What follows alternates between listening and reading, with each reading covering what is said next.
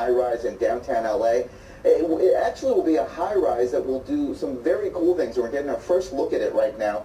Take a look at that. This is over in the historic core of downtown LA. We're told this is about 4th Street as well as Hill Street. It's called Beacon on the Hill. The very cool thing about this thing is that it's 33 stories tall. Close to 20,000 new units underway in downtown, and where the population is expected to hit 50,000 in the next 5 years. That's compared to 10,000 in 1999. So the growth has just been explosive. And let's show you the 2 new groundbreakings taking place this morning that were part of a couple of celebrations. The first one is called Oceanwide Plaza, a complex next to Staples Center that will include 2 high-rise condominium towers and a 5-star hotel and restaurants and shopping.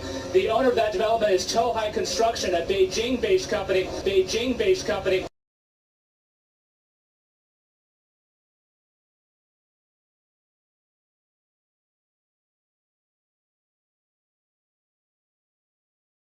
In our project, it's coming in with 450 new apartments, higher end, not ultra high, but we're looking at, probably $2,000, $2,100 for 800 to a little over 1,000 square foot.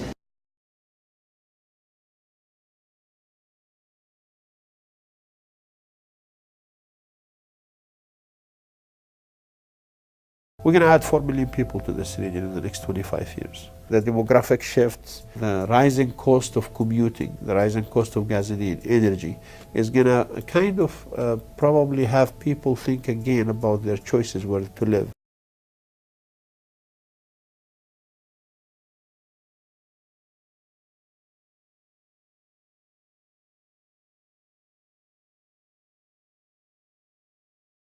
We're a proponent for us planning for the future. We're a proponent for us coordinating infrastructure with how we're going to grow. In a great nation like ours, you can't let people do what they want. It has to be coordinated. In a great nation like ours, you can't let people do what they want. It has to be coordinated.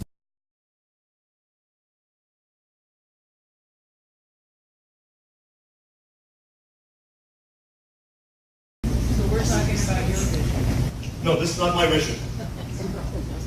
We're not talking about my vision. I'm representing what the community came together and decided collectively. I'm Susie Sarr. Top story here on KCAL 9 News at 8. Governor Jerry Brown is taking drastic action tonight in California's devastating drought. By executive order, Brown is requiring cities and counties to reduce water usage by 25%, the first such mandate in state history. The Sierra snowpack is at its lowest level ever recorded. On the spot at Echo Summit that averages 66 inches of snow a year, there is only dry grass on April 1st.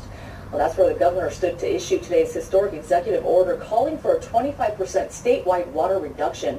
KCAL 9's Danielle Nottingham looks at the landmark water mandates and how the governor plans to enforce them. We're in an historic drought, and that demands unprecedented action. Seeing the lack of Sierra snow for himself, Governor Brown directed state water regulators to implement mandatory restrictions. The goal is to cut statewide water use by 25%. That could save 1.5 million acre-feet of water over the next 9 months, or enough to fill Castaic Lake nearly 5 times. To accomplish that, the governor directed local agencies to take actions they see fit. It's going to affect golf courses, people's lawns, universities, campuses, all sorts of institutions, the median with vegetation on our roads and highways. It affects all of that. Agriculture has borne much of the brunt of the drought, with thousands of fallowed acres and farm worker layoffs. The new restrictions require agricultural water users to report more water usage information to the state, so regulators can better find waste and improper activities. 38 million people from the Oregon border to the Mexican border. There's a lot of hands that have to pull together. Danielle Nottingham, KCAL 9 News. Well, it's going to take a massive amount of cooperation for California to hit the governor's goal of a 25% cutback in water usage. KCAL 9's Christine Lazar looks at what the executive order means for each of us. fed up with high water bills. $213. Susan Goodrich of Van Nuys is having her grassy front lawn replaced with drought-resistant landscape, just like the governor has now urged all Californians to do in light of this historical drought. Well, I drive around, right? I see everybody with these really green lawns, and I don't understand how they can have that. The governor's conservation plan calls for local governments to create a temporary rebate program for consumers who replace old appliances with new water-efficient ones, and significantly cut water use at golf courses, cemeteries, and schools with large landscapes. The governor is also calling on the state as a whole to replace 50 million square feet of lawns with drought-tolerant landscapes.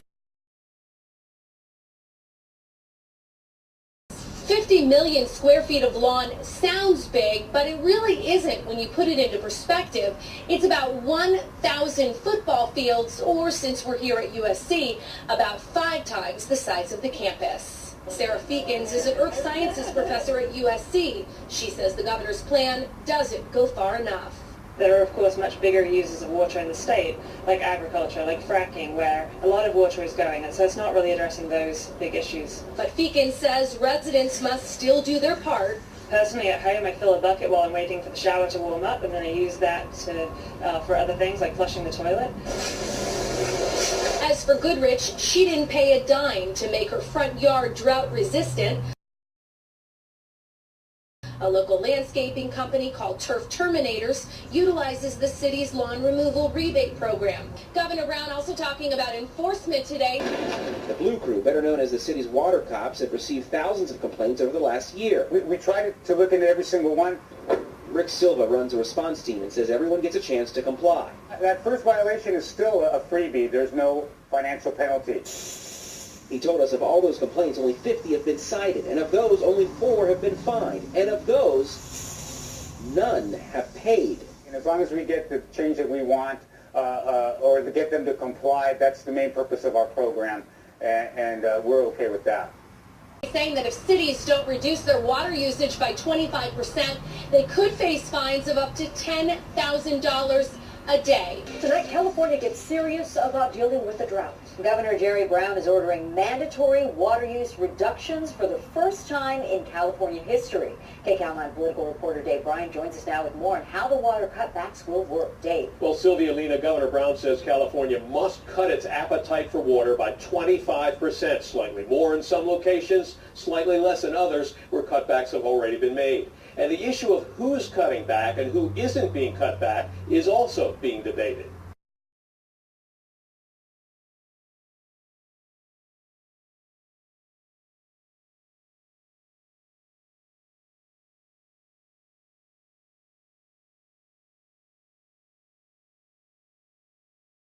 It's a different world.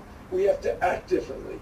Governor Jerry Brown walked through a field of dry grass in the northern Sierra, a meadow that in normal years would be covered with snow, several feet of snow, but not this year. We're standing on dry grass, and we should be standing in 5 feet of snow.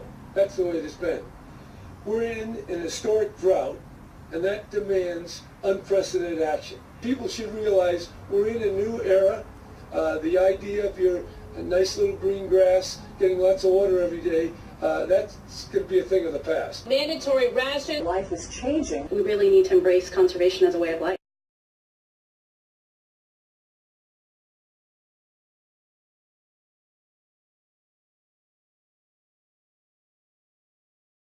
People should realize we're in a new era. The idea of your nice little green grass getting lots of water every day, that's going to be a thing of the past.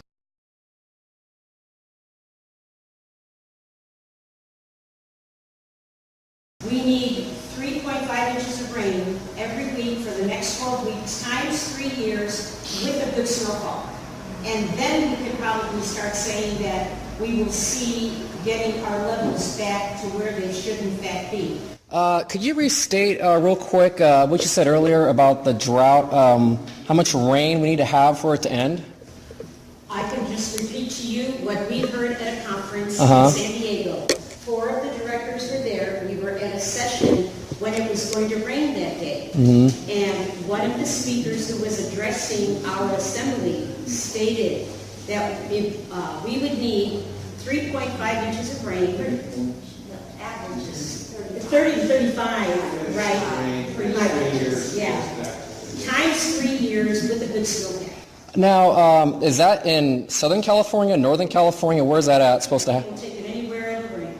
Well, what I want to know is, when has it ever rained that much here? We've had some years of minimal rain. But it never rains 30 inches a year here, ever.